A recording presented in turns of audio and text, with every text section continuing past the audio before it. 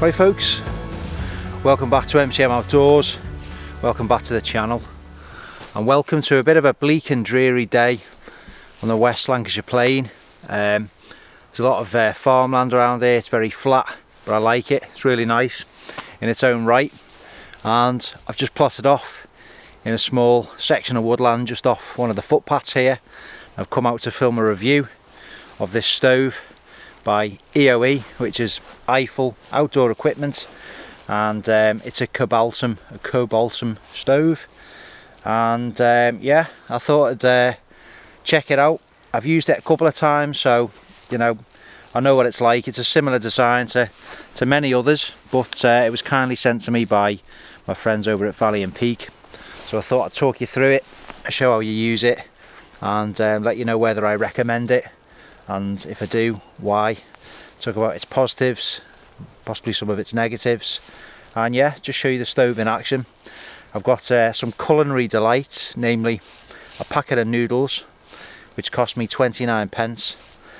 Staple food for testing out these stoves, and I've got some water just to have a brew.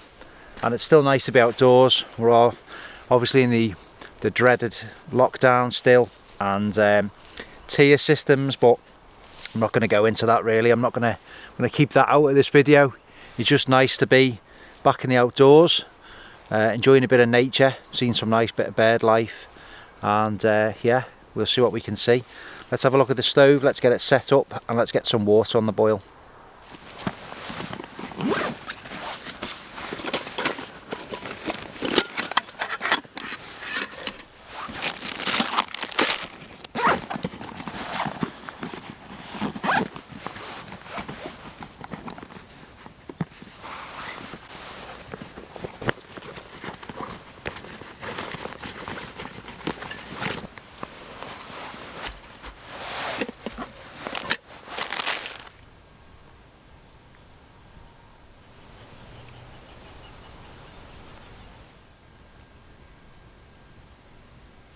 So if we get into the bag here, hopefully you can hear me. You can see the stove comes in this nice carrying pouch with a drawstring closure, which is nice, and it's mesh, so it'll drain away any liquids if you've got any spillage or anything like that in there. That's nice. I can tell you off the bat, it's very lightweight and compact, and it weighs 143 grams. So you can see you have the burner head assembly. You've got your hose with this sort of metal protective sheath all around it. It's nice and flexible. You've got your valve at one end, which controls the flow of the gas into the burner head, essentially on and off. And this is also on a swivel, as you can see there. Now what that means is you can invert your gas canister for those cold days. It just aids with the efficiency of the stove, and that comes in really handy. Comes into its own in cold weather. If anyone's been wild camping in temperatures hovering around the 0 and below, you'll know that the performance of your stove is often lessened. It's just a matter of simple physics. So inverting your gas canister does help. I'll demonstrate that shortly. Moving on to the burner head, it's got tripod leg assembly. It's very well built. These just fold out in this kind of tripod shape, and that gives you a nice sturdy base for the stove itself. Now you can see that this will sit low to the ground. Secondly, we fold out these pan or pot supports for your cooking vessel, and they're not too far apart, so you can use smaller cookware with this stove as well. Now this brass pipe, as you can see, that is a preheating tube, so the gas will flow through here, down into the stove head itself, the burner head, and when the stove's lit, this heats up, and it heats up the gas in the tube before it's been ignited in the stove. And again, that improves efficiency in cold weather, so it's really good. Like I say, anyone who's tried to use gas around the 0 mark, it takes much longer to boil your water. The stove is less efficient just because of the temperature. Now with this preheating pipe, preheating tube, you will overcome that problem. Let's look how low it sits to the ground, and that makes the stove very stable. We'll have a look at that now. So there you can see how low to the ground the stove actually sits. In short, that means it's much more stable. It's a much more stable cooking platform. Yet you can get feet for your stoves that screw directly onto the gas cartridge itself. But using this method, where you've got your gas cartridge situated away from the burner head, for me it's a lot safer for cooking inside the vestibule of your tent.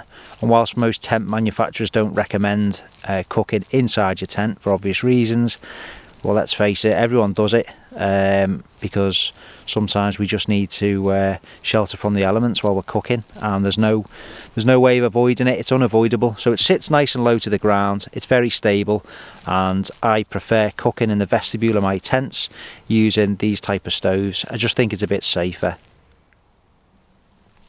So what we're going to do now is screw our gas canister onto the valve assembly of the stove. You see it's nicely threaded there. So let's get our gas out and get it set up. Just give that a bit of a blow, make sure there's no debris in there which could possibly wear the threads over time. Just screws on really simply like that. Top tip, always make sure that the valve is turned to its off position.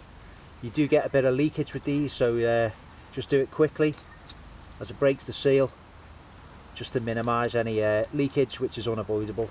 Only a tiny little bit escapes, but there you go, that's on. So I'll show you what I mean about inverting your gas now. So what you can do is, because it's on this valve system, normally the gas would sit on the ground like so. You'd ignite your stove and you sort of cook in that manner. But when it's cold, again, just to aid with the efficiency in colder weather, because it's on a swivel, you can use it upside down, i.e. inverted, and that just aids with efficiency, colder weather. Just note as well, when you are using it in that way, I've found that when you turn the gas off, it flows for a little while longer, just a couple more seconds before it turns off. It's nothing to worry about, and it's just a natural thing that happens when you invert your gas canister. Some more fuel always goes down the fuel line toward the stove. So before you turn it off, you can either just flip it back around the right way up and do it like that, or just bear in mind that it will run for a few seconds more if you're using the inverted method. So I'm going to get it lit, I'm going to get some water boiled up and cook up these noodles. So just to light it, I've got a piezo igniter from another MSR stove.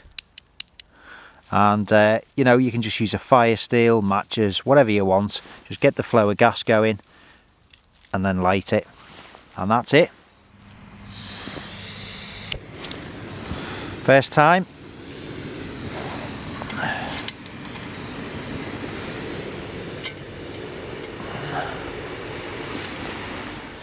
So you can see how stable it is. It's nice and low to the ground. We've got our flame control. We can obviously just increase that. It's on full whack at the moment, or lower it down to a gentle simmer. I'm going to get the water boiled up because we're doing these noodles, so it's nothing too complex. But there's nice flame control, really good. Just take that off for 1 second just so you can see. You can really fine tune that flame. I've got it right down low there, just barely visible. It's a full raw. Obviously if it was windy, we're going to want to protect it from the wind, just to make sure all the heat is being directed toward the base of the pot there. But it's a good bit of kit. Like I say, if it was cold, I would now invert that. Again, like I've mentioned, just to improve the efficiency of the gas. So there you go. Michelin star cooking. Some beef flavoured noodles. I'm going to let this water boil up. Takes around, on average, and you can see all the stats which I'll leave below, including the link to purchase it from the Valley and Peak website. 4 minutes to boil 1 litre of water. Obviously I've got much less in there, so it shouldn't take anywhere near that time.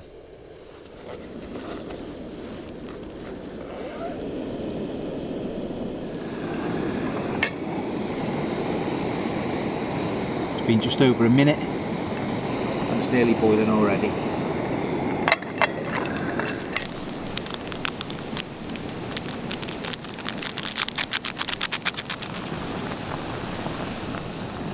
And let them just do the thing, absorb some of that flavour.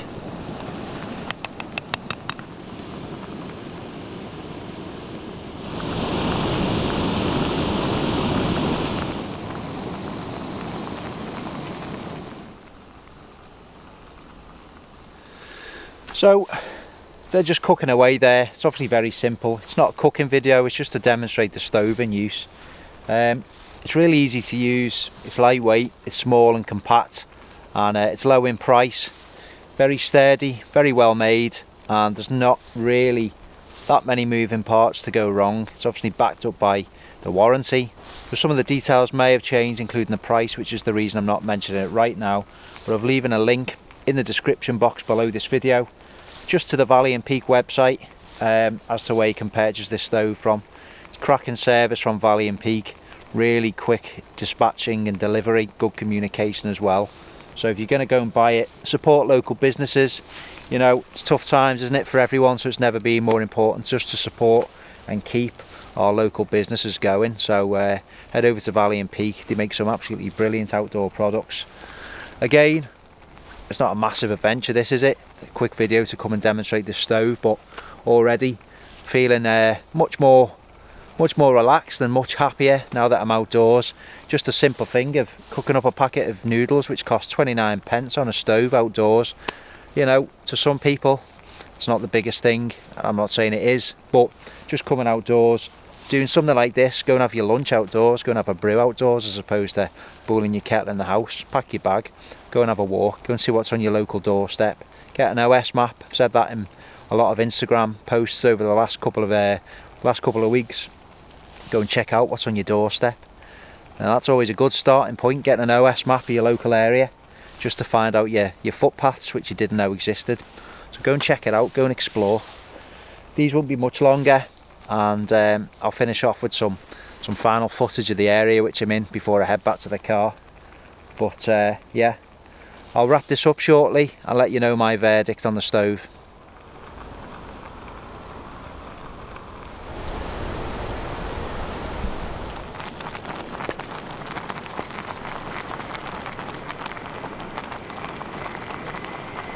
See how stable that is, and a good old stir there, and it's a nice stable base.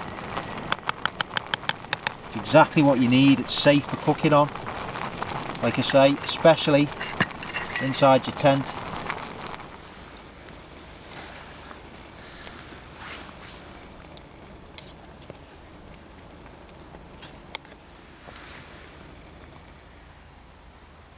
Just turn that off. Handles are nice and cool to the touch. And yeah, really simple, easy to use, not much to go wrong, compact and lightweight. I'm going to sit and enjoy these, and I'll give you my final verdict on the stove. Well, hopefully you've seen how easy that was to use. There's nothing complex or complicated about that. That's it. Give it a bit of a wipe there on the base. To disassemble it, put it away, obviously wait till it's cool. This is now cool to the touch. And fold these feet back down. First thing we're going to want to do is just to take the gas off, and again, quicker you do it, the less that escapes. And there you go, practice makes perfect with that. Put the plastic tab back on there, just keeps the threads nice and clean, keeps any grime out of the valve there. Anyway, that is it. Legs just fold back up, and we can wrap this around, and there you go. That's how small it is. you say 146 grams, and comes with this nice mesh carrying pouch. Just bung it in there. We've got a draw cord closure, and that is it. A nice, compact, easy to use, efficient in cold weather stove. In reality, you don't need much more than that. It's budget friendly. I'll put the price below, and it's a good bit of kit. It's well made and it does the job. So if you're starting out in wild camping, or you're looking to progress to possibly a little bit higher spec stove, something that's a lot more stable than the stoves which screw directly onto the gas canister itself. And I know that's subjective, many people might not have a problem with them, but this, for me, if you're cooking inside a vestibule, inside your tent, the peace of mind and the stability which this type of stove offers is a bit more reassuring to me, and I'm a lot more comfortable using stoves like this inside the tent. So I'm going to get packed away now. Thank you for watching this video. I'll say a quick goodbye when I've got my bag all packed away.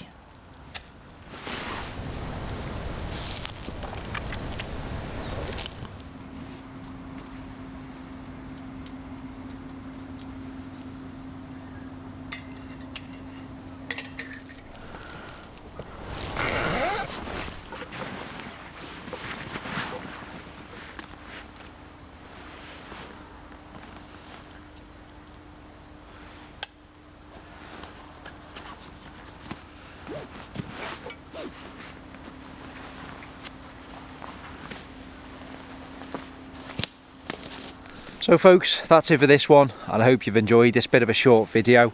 I'll leave the links to that stove below. Like I say, just to recap, it's a cracking bit of kit, lightweight, well made, budget friendly and compact, and it works well in cold weather if you're coming out wild camping in the colder months of the year, which is something I do. They make a titanium version of the stove, I think that's called the Palladium. I will leave a link to that particular version below as well. It's essentially the same, other than the fact it's made out of titanium, so it's even lighter. So yeah, I've enjoyed myself. Just a nice hour out in the woodlands.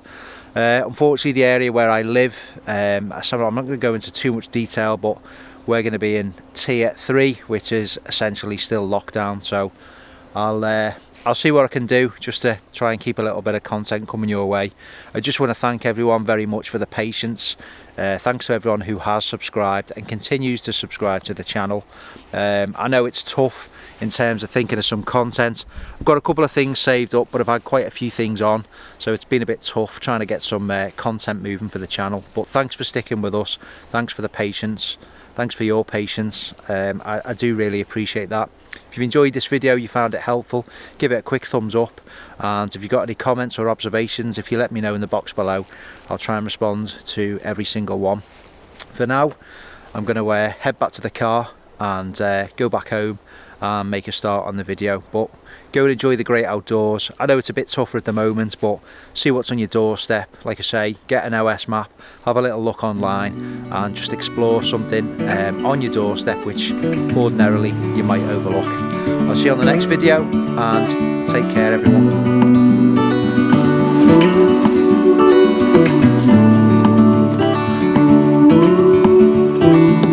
Look ahead, the sea is calm, and I know we've been through a lot, but just wait.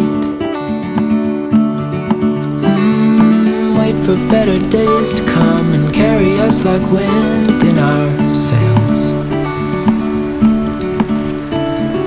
Hold on tight, I can smell the shore, it's right in front of us if we just hold on tight. This vision that I saw is getting closer every dawn. Ooh, we are dreamers of the